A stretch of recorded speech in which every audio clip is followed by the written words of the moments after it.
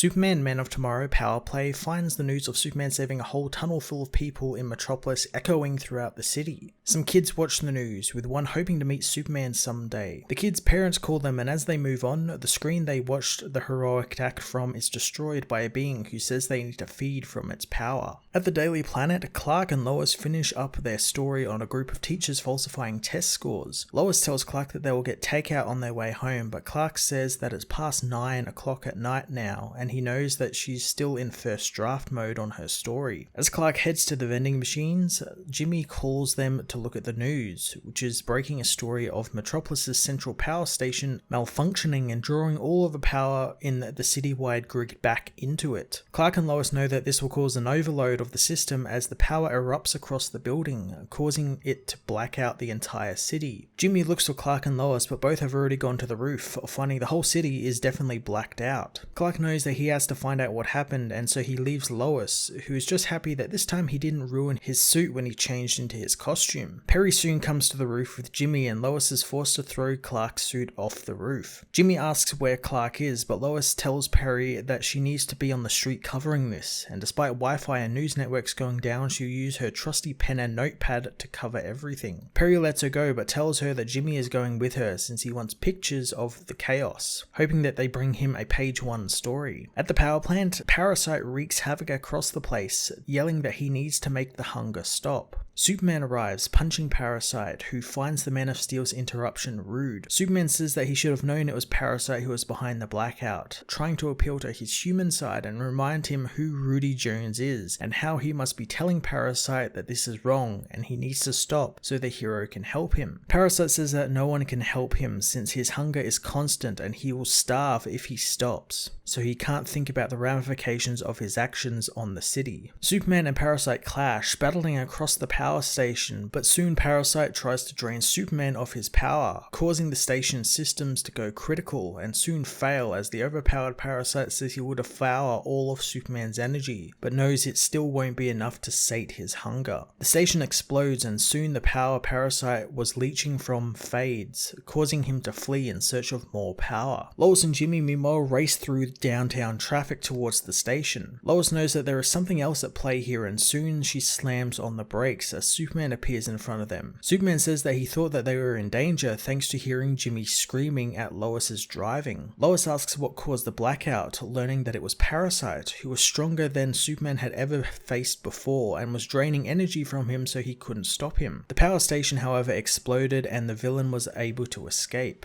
The people around them begin gathering, asking how long the power will be out and what they will do if it stays off. Lois knows that the people need help, but Jimmy knows that not even Superman can help everyone. Superman knows he can't, but he will try, telling the people that he knows they are scared but he needs their help, telling them that while the power is off, he wants them to stand by one another by sharing food and medicine with those who need it, as well as checking on neighbors to spread the word, since if everyone looks after someone, then everyone will be looked after, and it will remind the world what makes the people of Metropolis who they are. The people get to work helping one another, and while Jimmy takes their photos, Superman tells Lois that he might have a way to stop Parasite, but he doesn't know where he will be, telling her the villain said he needed more power, wondering where he will go in a city with no power. Lois knows the only place he can feed is Metropolis General Hospital, since Lex Luthor recently donated some extra generators to the building and made sure Lois and the Daily Planet covered the story for some free good press. At the hospital, Parasite attacks the generators, feeding on their power and growing even stronger, resulting in the machines inside that keep the patients alive to fail and overload. Superman arrives, grabbing Parasite and flying him into space, telling him that he's going to be taking a long nap. Parasite begins feeding on Superman, but that is the hero's plan, causing them to crash on the moon. Superman goads Parasite into attacking him, knowing that it will hurt as the villain smashes the hero into the ground, telling him that he will never know the suffering and emptiness that comes with the hunger. As Parasite goes to punch Superman, the hero stops the monstrous fist, allowing Parasite to feed on him more, since that's why he brought him to the dark side of the moon. Superman grabs Parasite's hands, saying the dark side has not seen sun for almost 2 weeks, meaning it's very cold at negative 280 degrees, so energy around the area is scarce. The villain's power drains from him, causing Rudy to collapse. Superman tells him that maybe the villain could best him,